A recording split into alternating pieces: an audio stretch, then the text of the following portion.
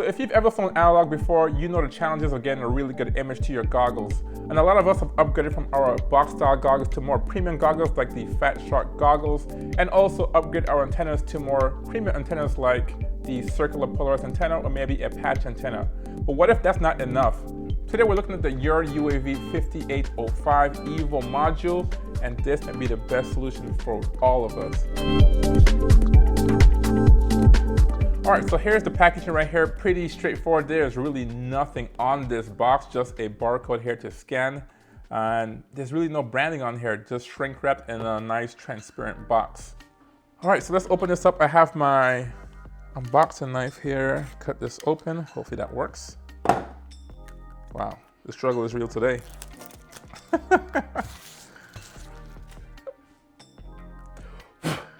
All right, so here's the packaging here. As I said, nothing on here, just the simple barcode here. Let's open this up and see what's inside. As you can see, it says the RX5808 EVO, which is the model number here. This is a manual. Pretty nice. Let's take a look at the components in here. First thing we see here is this nice case, cover case. We'll put that to the side. And here's your module. Cool. You have a ribbon cable here. And what you have right here is a power board here for older style goggles. And we won't need this. Usually these are really, really old goggles, and this strip here is also for that as well. So we're not gonna need that. And this thing is a lot smaller than I expected, guys. Really tiny. All right, the first thing that's apparent here is this nice screen right here. This is like an OLED screen or something.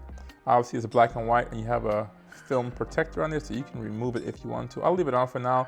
You have two antenna ports right here. So this is diversity, obviously, and then you have 3 buttons on here. So that's pretty cool. Besides that, that's it. There's nothing much on here. You have your connector here to go into your goggles. Okay, so pretty cool. It has some weight to it. And here's your cover, nice red cover. This goes over this, obviously, to protect the components of the module, where you have these cutouts here for the buttons, so you can press these 3 buttons here. So looks pretty cool. So let's try to install this, make sure these things are nice and clean. And typically you'll be using this in some kind of analog goggles, like a Fat Shark goggles. I actually bought this to replace my analog goggles, so it's not compatible with these goggles. These are factory box style goggles for a ready to fly kit, and I went from that straight to digital goggles. So today we'll be installing that in our digital goggles. We have this Digi adapter by BDI. I've done a review on this. I'll leave a link where you can find this and how to install it as well. Besides that, here it is, pretty straightforward. You have these holes here and you have these connector pins, and you just line this up and just slide this in. And hopefully I get it correct. And you just press it down. Looks really good. Now I'm tempted to just leave this open, but we'll put the cover on here for now. Let's just put this cover on here. Wow, that's a pretty cool tight fit. And look at this thing is really nice. All right, so not bad at all. So let's power this bad boy up. Power my battery, and we should be good to go. Okay, so hopefully you can see that. We're just gonna power this up right here. Typically, I would put an antenna on here, but just because this is a receiver, it really shouldn't matter. I have these small antennas I can just screw on here, but because we're trying to show this screen right here, we're not gonna connect it. Have a power switch right here. We're just gonna press this power switch and see if the module is powered, and there it is, your UAV. And hopefully you can see that. It's really hard to see. All right, so there it is right there. Pretty nice bright screen, and you have channel A and channel B. So maybe if I remove this module, we can see it better. Now we have 3 buttons here. This should change the channels up and down. So there it is, channel R8, which is the channel that I usually broadcast on. Let's see here. All right, race band 1. So you can go through all these and cycle through. There's your signal 0 and 9. Obviously we have no drones on, so it's not gonna show anything on there. Besides that, you can hit the menu, save channels. You have exit, your settings. We'll go through that in a second. Band scanner, so if you wanna scan for channels. Smart search, same thing, all channels, so you can select your channels that way. warnings. So let's see if there's no warnings. Okay, so depending on your signal strength, it could give you a warning. So it's a none right now. Let's go to 20%. So if it goes below 20, I'll get a nice little warning. But it's analog, so I'm sure you'll see it before you even hear the beeper or the warning go off. Calibrate, you can calibrate this whole module. Reset, speed. It's set to normal and that's recommended. And that's pretty much the speed that it goes to both antennas for diversity. Typically, if you're close or you're indoors, you can put it on high. It's gonna switch between the two antennas a lot quicker and give you the best reception.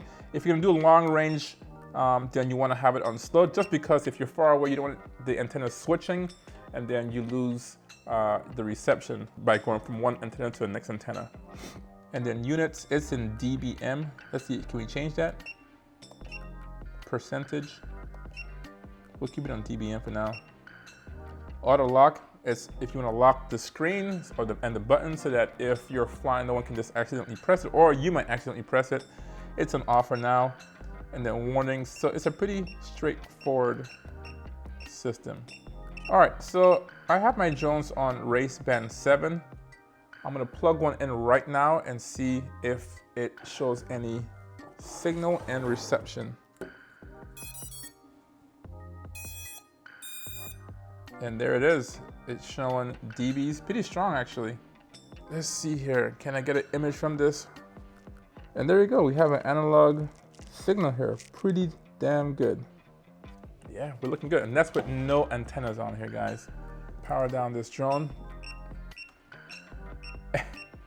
And there you go, the warning actually works, guys.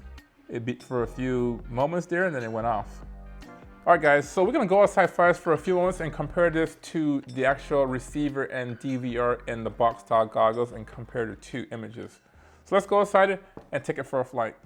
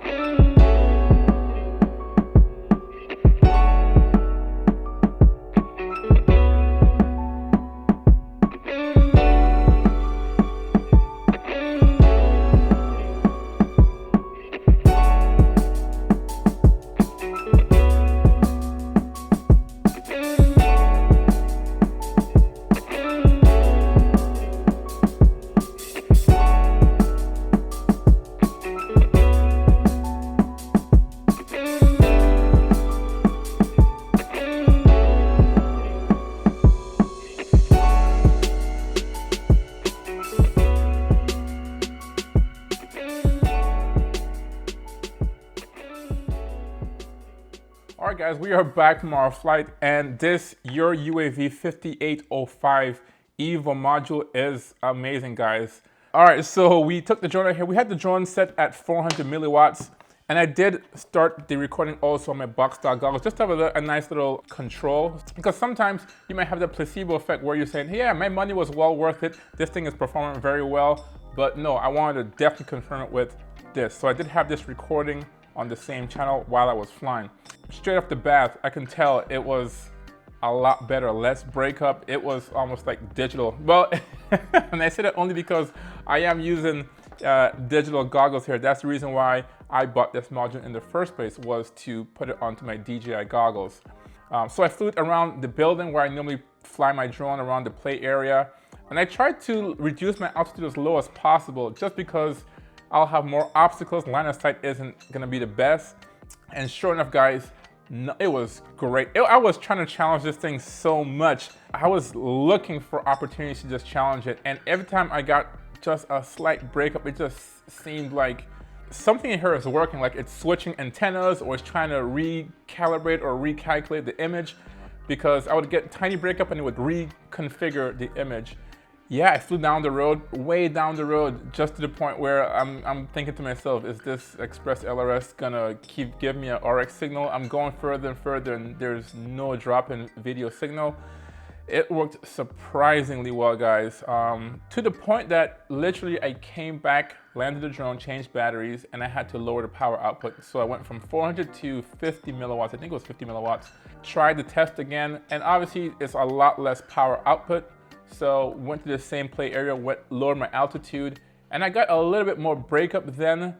As you can see in the video, the image on this didn't stand a chance. Even with the 400 milliwatts, it was getting outperformed by this module here.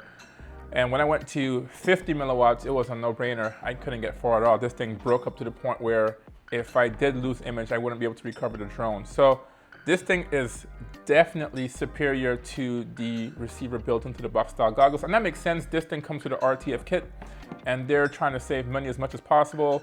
And most beginners are gonna fly line of sight, so not too far. How does this compare to other more expensive modules? Well, I really don't know. I don't have those other modules. This was kind of a way for me to get good performance on a budget. And this seems to live up to that task right now. So I'm very, very, very pleased with the performance on here. The one thing to note though is that the on-screen display does show up in your goggles and in your recordings. But if you notice on some of my videos, depending on the signal, I don't know if it's related to the signal strength or not, but sometimes I would fly and it would go away and stay off for a good couple seconds. And then whether I would lose signal or reacquire a stronger signal, then it would pop back up on the screen again. So I'm not too sure why it goes away and why it comes back, but I'm sure it has to do with the signal strength. I would highly recommend this. As I said before, when I unboxed this, it's a good balance of performance to price. This module was originally set at around $100. So I got this for around $39. I'll leave a link down below where you can find this for a good price. And yeah, as I said, there's also other modules on the market that's a little bit cheaper, but it does come to the same price once you do get the case and the cover for it. So this is a really good bargain, and there's no really software updates required on it. Fit and finish is amazing. It went into my adapter here really well, and it's very snug, so I have no fear of this thing coming out. And the build quality looks pretty good, guys. Now, if you have an analog goggles, this might be also a great upgrade for you. So you might want to see how this stacks up to other, modules on the market. And as I said before, there's probably some other or some better modules on the market, but you will pay for that. I said $40 compared to maybe $140 to $160 for the well-known best module. In the future, I'll be using this some more. This will be now my future setup, and this will serve me very well. So now I can actually park this goggles and leave it there for later or for friends and family. So yeah, let me know what you think about this module down below. If you have any questions or comments, leave them down below. I'll be happy to answer those. And while you're there, please consider subscribing to the channel. Therefore, you'll be notified whenever I do drop a new FPV video. So anyways, thank you for watching, and I will see you in the next video. Peace!